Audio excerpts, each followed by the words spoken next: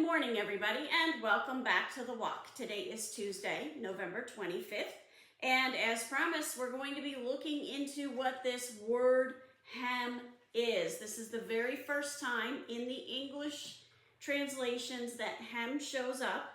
Yesterday, we saw what those Bible verses were, and what it was is describing what the hem of the priestly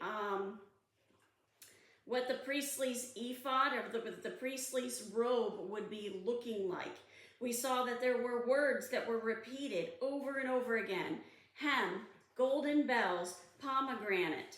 Those are mentioned over and over again. And then we've got the colors of the yarn, blue, purple, and scarlet. We're going to look into what all of that means. We're going to really understand what the hem of the priestly robe was all about. Important to note that Jesus wore the priestly robe. So Jesus would have worn one of these. So this word for hem is not tesur, as we were looking at last week. This word is shul.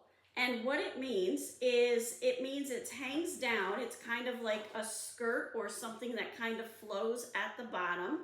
It can also be a train. So like you could picture a king walking in and having a big robe with a train that goes behind him, kind of like the bridal trains that we see at a wedding now.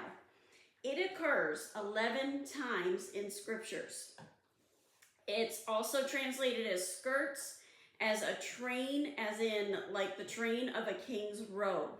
But when we get to the lexicon, it got very interesting. What I found is that it can mean to draw out in the sense of quietness from prosperity. So this is being drawn out. These priests are being drawn out to step into their anointing. Now, when you break down the letters, the first letter is lamed, and it's a pictograph of the shepherd's staff.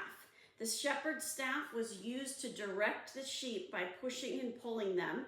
It was also used as a weapon against predators to defend and protect the sheep. The meaning of this letter is toward or as moving something in a different direction. The letter also means authority, as in a sign of the shepherd or the leader of a flock. It can mean a yoke or a staff on the shoulders, as well as a tie or a bind from the yoke that is bound to the animal. This letter is used as a prefix to nouns meaning to or toward. The modern Hebrew name of this letter is lamed. Similarly, the Greek name would be lambda. The Arabic name, however, is lam, retaining an older two-letter root frame for the letter and the probable original name. The original pictograph for this letter has remained virtually unchanged. So what we have here is a representation of what the priests are called to do. What are they called to do? They are called to lead the people, to teach the people, to lead the people into a deeper relationship with God. That is part of their calling. The next letter is shin, and it's a picture of two front teeth, as in the front teeth in your mouth. The letter has the meaning of teeth, and it means to sharpen or to press.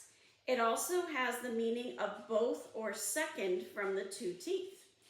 The modern Hebrew name for this letter is shin, and it means teeth.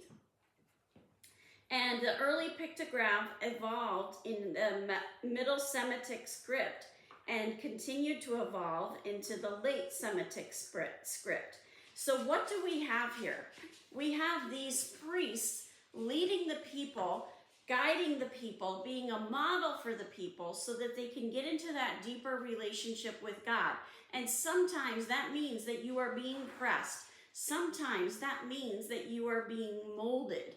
And that's what this word for hem means. This priestly robe was a very special garment, and it had an enormous amount of meaning to the people, and it was common knowledge to understand these meanings.